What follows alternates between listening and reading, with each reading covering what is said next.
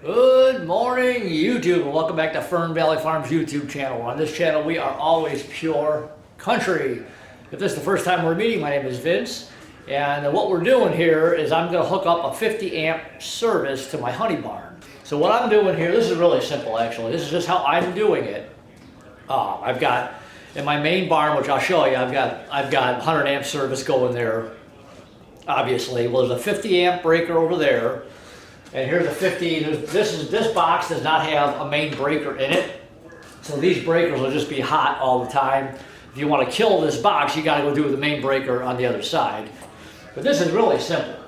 I got 3 20 amp breakers. Let me zoom this thing in here. Always want to have, you don't want to have something that draws a lot on thin wire because you can melt the wire. You want to be able to trip your breaker. So lights and outlets on a 15 amp breaker is fine with the 14-2 wire. So lights and outlets are always on 14-2.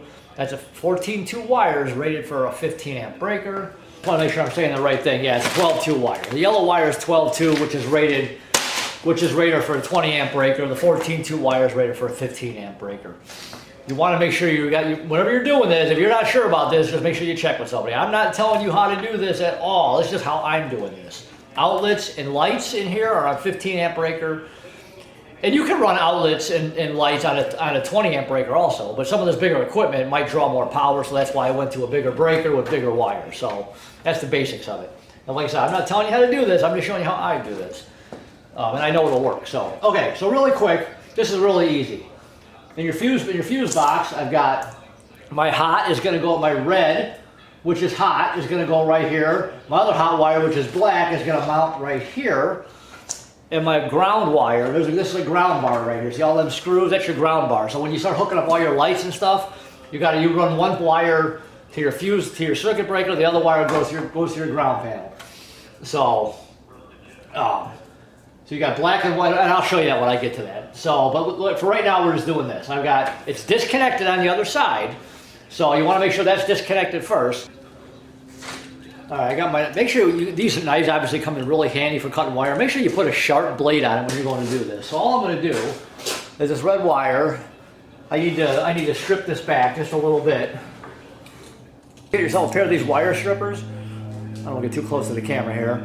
These are adjusted for different size, different thicknesses of wire, and you can strip your wires with these. Okay, so the red one is stripped, see it? So that's going to go right here. That's going to slip right in there. See how nice that goes? You push your excess wire in. It goes right in there like that. Push your other wire down. Can you see that? And just take it down. Like I said, when you're doing this, make sure everything is turned off. If it's not, you'll know. All right, now the black is going to come over to this bar over here. And all these wires in the way. Eventually these will all go away and I start hooking stuff up. But I had to run all these wires in here because I ran everything. Everything is all set to be hooked up. So you got to get everything measured and get everything cut in. So, okay, so now this one is going to be the same. And always give yourself some extra. Don't cut your wire to the exact length. Because you know what's going to happen. If you cut it to the exact length, you're going to be too short. Always give yourself some play. So I'm going to cut this one to like right there, and I'm going to trim it right there. And then take the strippers, just grab it and just kind of cut off.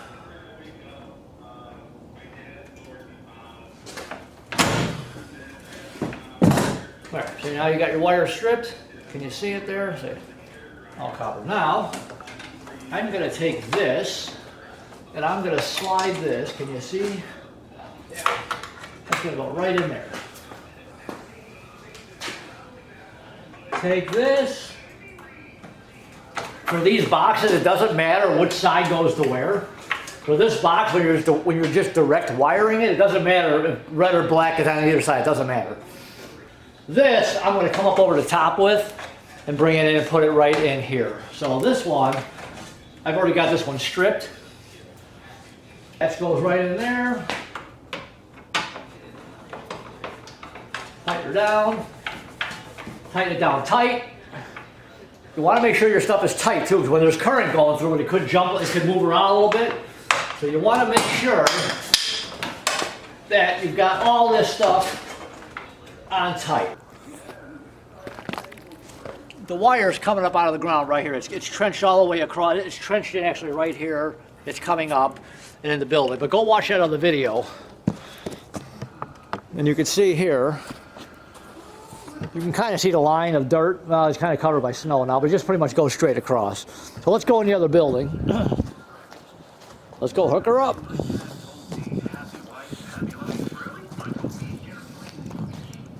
Darker in here. Okay. So now, here's my wire coming in. Obviously this is too much, which is fine.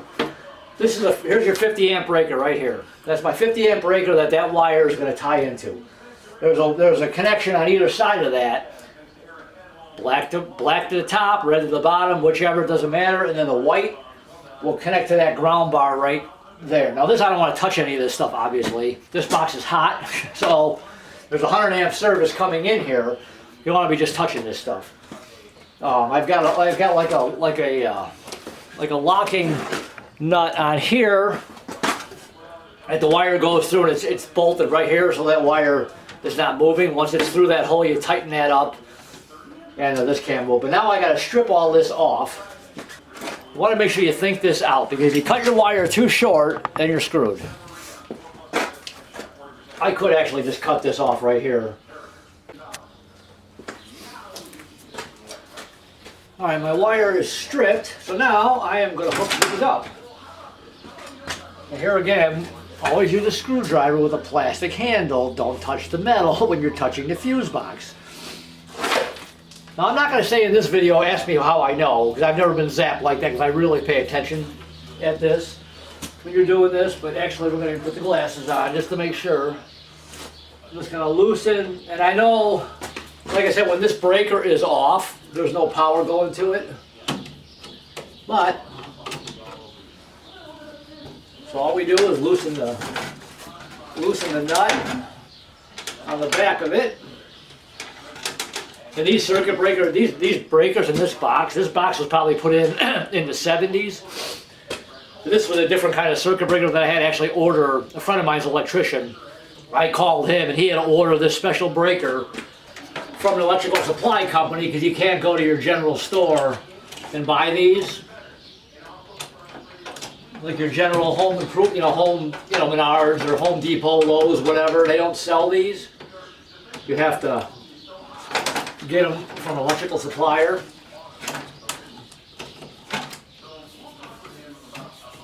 I'm going to re-loosen it and make sure that wire is all the way in the back, which it is. If you have to, hold it tight or hold it still and crank it tight. You don't want your wire loose, because when there's current going through it, if it's loose, your wire could vibrate. Okay, the red is hooked up. Now we're going to hook up the black.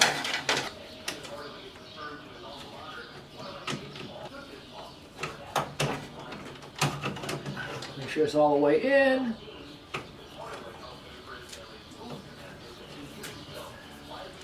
And if something isn't hooked up right, you're going to know it, because when you trip this circuit breaker, it's going to trip back.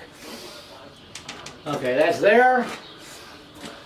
The ground is going to go right to there. And I always hate doing it. I always hate tripping circuit breakers. Okay, well, it didn't do anything, so let's go to the other side now. See, now you can test this. You can put this meter on here.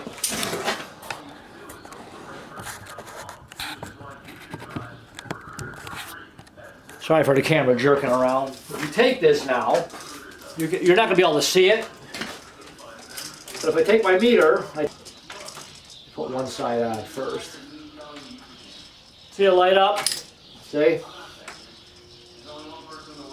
It's telling me I got 240 volts going to this, because it's a 50 amp breaker. It's a double pole. All right, now let's go to the other side, and we're going to see how many amps I got going to the other side. I really hope it's 50. Beautiful out today. Take advantage of the weather.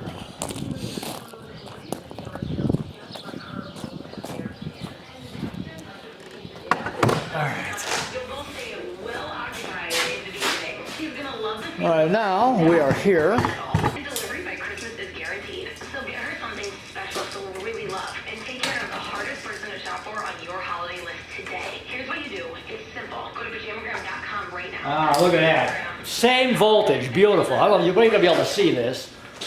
I'm touching the black, or the red, and the black.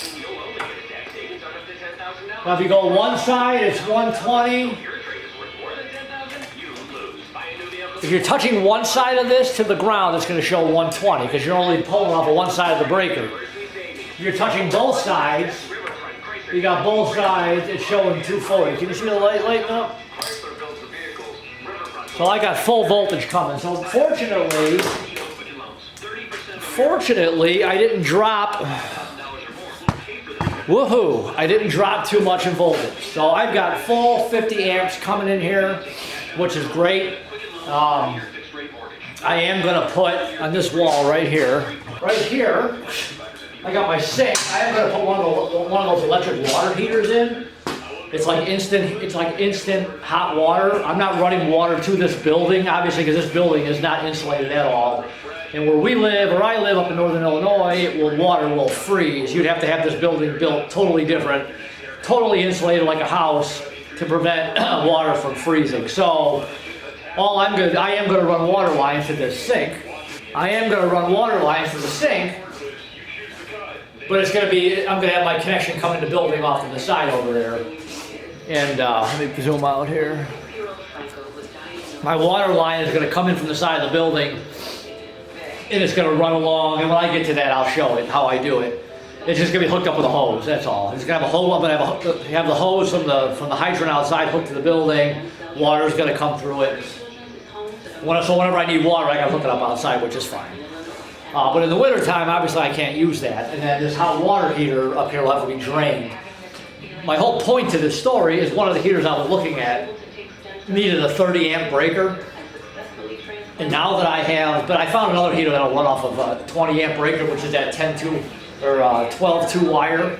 And that's fine. It only draws 110 volts. I don't need a whole lot of hot water, I just need some.